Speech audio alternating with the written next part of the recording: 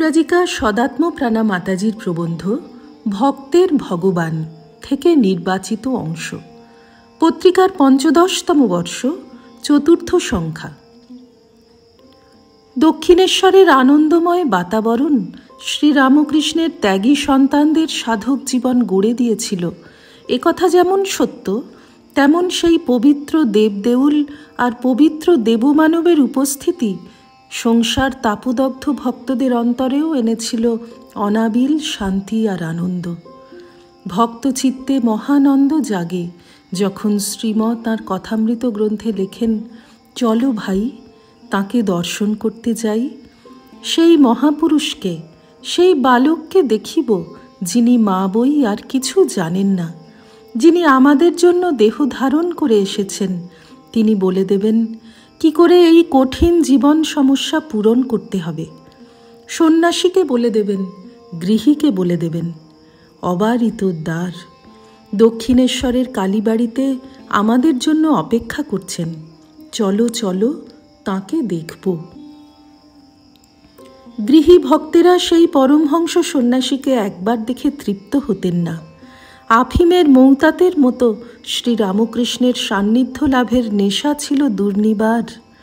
ঠাকুর নানা সময় বলতেন, যারা আন্তরিক ঈশ্বরকে ডেকেছে তাদের এখানে আসতেই হবে। শাস্ত্রে পরমহংস সুখদেবাদির কথা পড়ে মনে হয়, অহর্নিশ সমাধিতে মগ্ন এই মহাত্মারা সাধারণ মানুষের ধরাছোঁয়ার অনেক ঊর্ধ্বে। দক্ষিণেশ্বরের পরমহংস কিন্তু সকলেরই আপনজন। তিনি লাল পেড়ে কাপড় পরেন, জামা জুতো পরেন, কালীবাড়ির একটি সাধারণ ঘরে বাস করেন। বাহ্যিক চিহ্ন বর্জিত এই অদ্বিতীয় পুরুষ কিন্তু ঈশ্বর বই আর কিছু জানেন না, অহর্নিশ তাঁরই চিন্তা করেন। শ্রীরামকৃষ্ণ তাঁর সমাধিপ্রবণ মনকে বারবার পার্থিব জগতে নামিয়ে আনতে চান।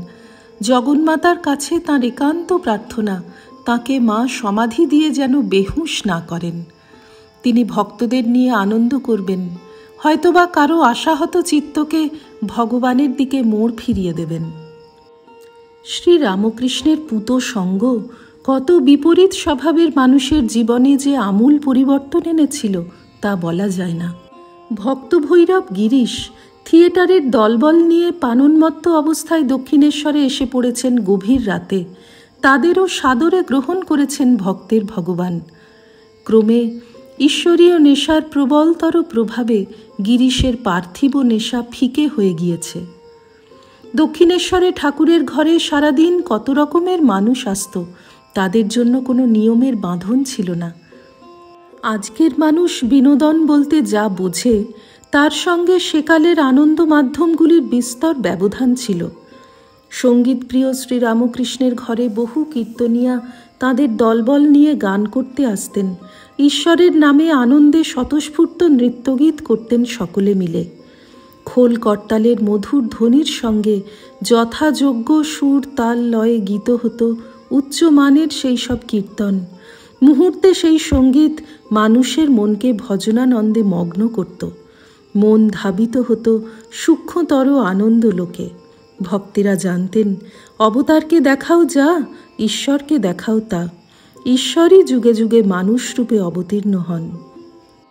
ভক্তেরা শ্রীরামকৃষ্ণকে তাঁর জন্মোৎসবের দিন চাঁপা রঙে ছোপানো লাল পেড়ে ধুতি পরাতেন, গলায় পরাতেন আপাদলম্বিত সুগন্ধি ফুলের মালা, কপালে চন্দন। শ্রীরামকৃষ্ণের দেবতনু অপূর্ব শোভা ধারণ করত। কীর্তনের পর ছিল ভোজন পর্ব। শ্রীরামকৃষ্ণ বলতেন, ভক্তের জাত নেই। একত্রে বসে চিঁড়ে মুড়ি ফল মিষ্টি সহযোগে ভক্তদের ফলাহারের সরস বর্ণনা আমরা পাই একাধিক প্রত্যক্ষদর্শীর রচনায়। এভাবেই ভক্তপ্রিয় ভগবান ভবতারিণীর দেবদেউলে বছরের পর বছর বাস করেছেন। আজও ভক্তের তৃষিত নয়ন খুঁজে ফেরে কথামৃত বর্ণিত অনাড়ম্বর পরিবেশ, মহাকালের পটে আঁকা অবতীর্ণ ঈশ্বরের চিরকালীন ছবি। শ্রীরামকৃষ্ণার্পণমস্তু। নিবোধত আজকের পাঠ আপনার ফোনে রোজ পেতে চাইলে সাবস্ক্রাইব ও বেল আইকন দুটোই ক্লিক করুন। রামকৃষ্ণ ভাবধারা প্রচারের সঙ্গে থাকুন।